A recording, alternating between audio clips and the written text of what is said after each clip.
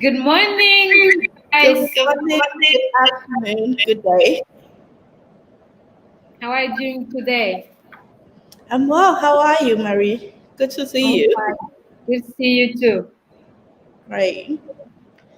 So, I think we're going to start our session and we are having a conversation about how the diaspora can help facilitate trade and investments on the continent of Africa. So, Marie Chantal is the president of the African Diaspora Network of Europe.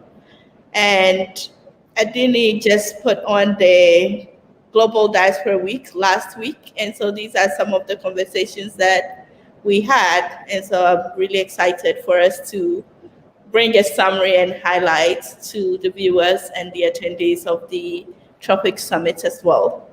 So, Marie, kick us off with what are your thoughts? And if you think of facilitating trade between the diaspora and continental Africa, what comes to mind?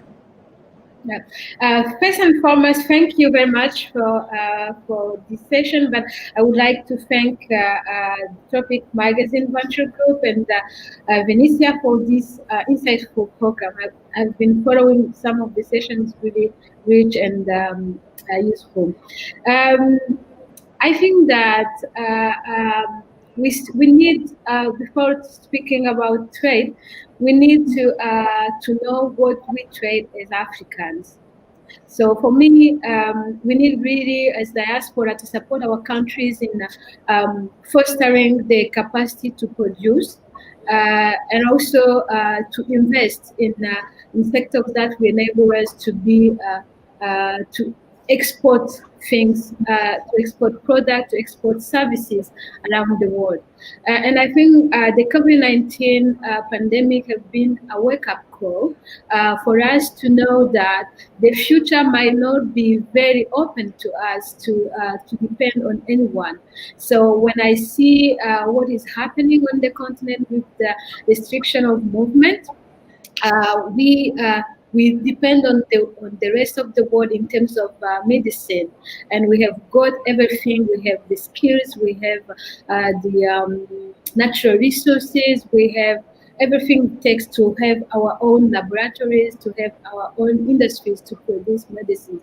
So we, before we speak about facilitating the trade, I would say we need to facilitate, we need to establish an enabling environment to create value and produce more product on the continent. So this way we will be able to trade internally inside Africa, but also with the world.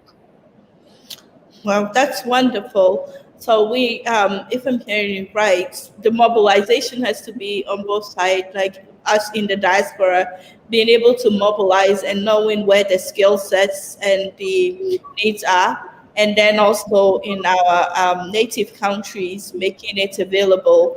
So I think you're dealing with the diaspora.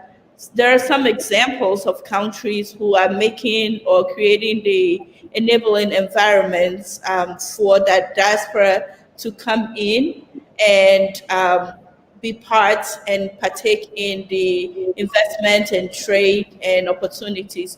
So if you can share with us some of the best practices you've seen or from countries who are attracting the diaspora in higher numbers. I think a lot of countries are doing great in terms of diaspora mobilization. It depends on which level.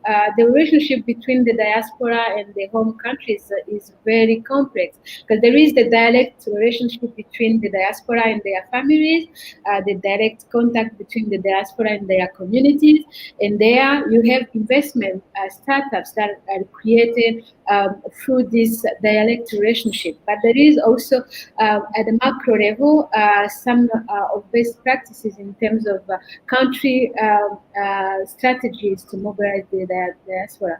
We have, I will start by my own countries, and my own country that is not just because I want to brag, because I think Rwanda have got since a long time a good diaspora policy. We have got in the Ministry of Foreign Affairs directorate that deals with the diaspora. We are connected around the world as a diaspora, and we've got some representatives that are elected by the diaspora themselves, and this relationship is very very regular, and the dialogue is very often.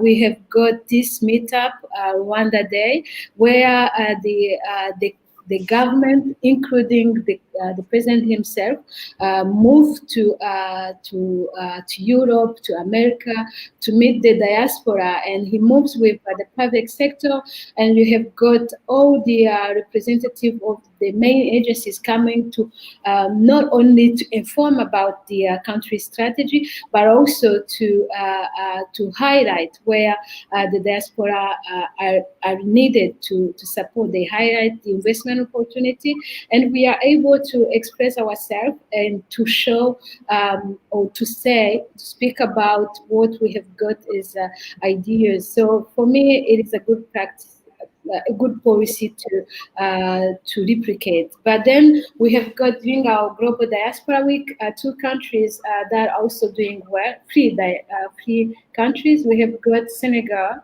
and we have got Togo. Both countries has also kind of similar policies. They have got the diaspora representatives that are elected at national level. This is the case for Togo, but Senegal have got another best practices, because Senegal is investing in their diaspora, including in this period of the pandemic. It is one of the countries that took the initiative to take care of the diaspora that are being affected by the COVID-19. So the Senegalese government has established a fund to support the diaspora who are struggling with the COVID, who are losing income, or those people who are alone, who don't have any family support. And for me, this is very key, because we have always been thinking that the diaspora have to support, have to show solidarity with their home country. But what is this, the other side of the relationship? So, and also speaking about the best practices, I will talk about Ghana, which is your country of origin. I think Ghana is also doing well. 2019 was adopted the year of returning in Ghana. We have been seeing lots of celebrities from the US coming to Ghana, connecting in this very critical period, especially in the US, where the rise of nationalism and the hate against Black people is at its paroxysm level. So I think lots of examples are there. Then how we make these policies effective or efficient, how we make sure that we have concrete outcomes and action-oriented strategies that will really drive to sustainable development of home countries.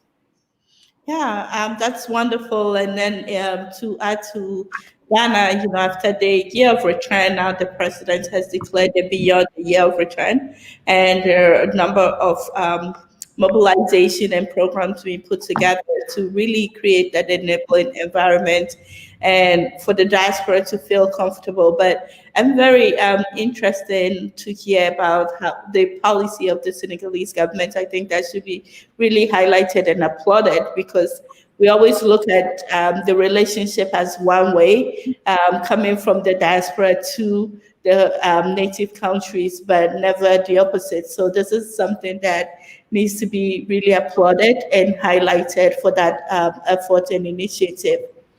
So, in the last question I will have for you is, in diaspora mobilization, you tend to find a lot of the entities or the mobilization centered around professionals and people who are doing very well in their chosen field.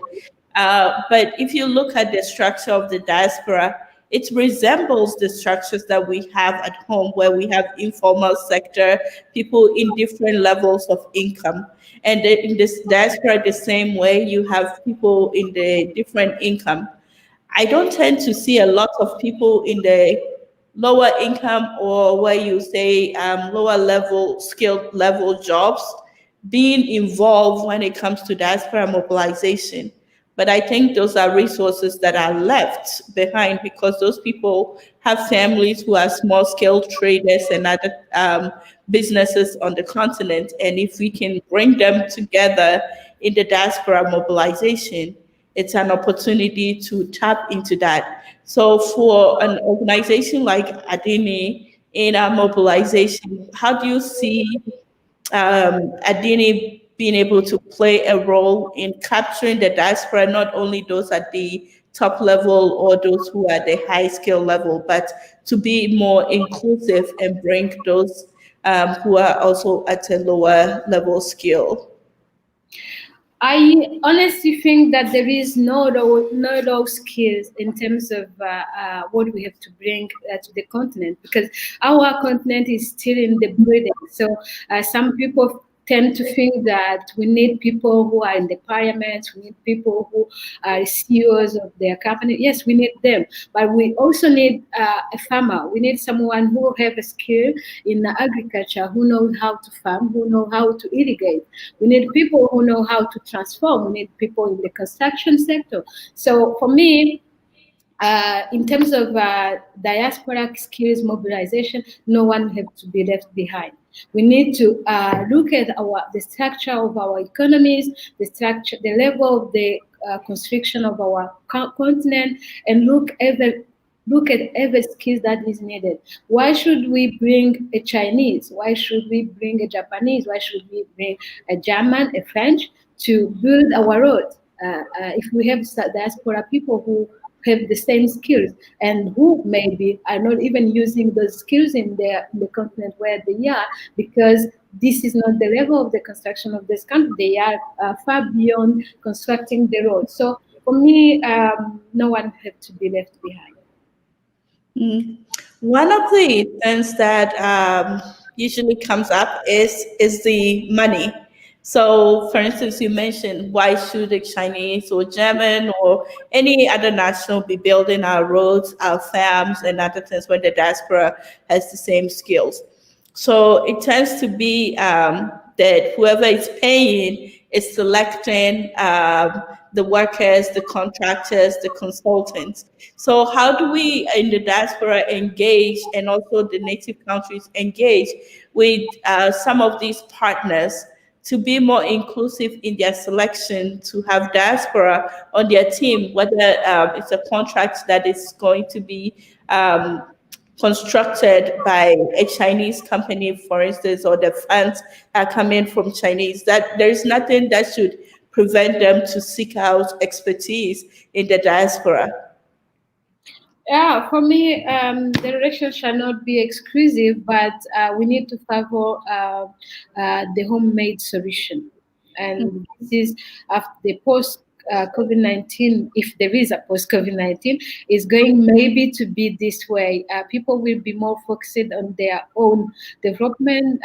There will be a long period of country recovery, which will involve European countries. So to me, we need to see what we can do ourselves. We need to favor more ownership of our initiatives and more ownership of our development path. Wonderful. So talking about homegrown solutions, and you mentioned rightly, when COVID hit, you cannot get the supplies, the PPE around because of it's coming from another country. And so in fashioning homegrown solutions, what are your thoughts? Where is the starting point? Are we doing regional? Are we doing country by country? Because we have the ECOWAS bloc, we have the SADC region, the North Africa. So in terms of working on the continents, what are some of the solutions you propose? I think it has to be a multi-level mobilization at country level, at regional level. For instance, at continental level, if, for instance, if you are a Ghanaian, you should be able to provide capacity building in Rwanda, in Lesotho. So for me, it has to be multi-level. But the most important thing is to map those needs and to map the skills available and make a match between them. Yeah, Marie Chantal, thank you so much for the time spent with us on this Saturday. And thank you, Tropic Summit. You guys have put together a wonderful summit in this hardship in COVID. And I have enjoyed participating throughout the whole week. And we look forward to continue engagement with Tropic Summits. And we wish you the best for the rest of the summit. Thank you. Thank you very much. Have a great weekend. Bye. Bye.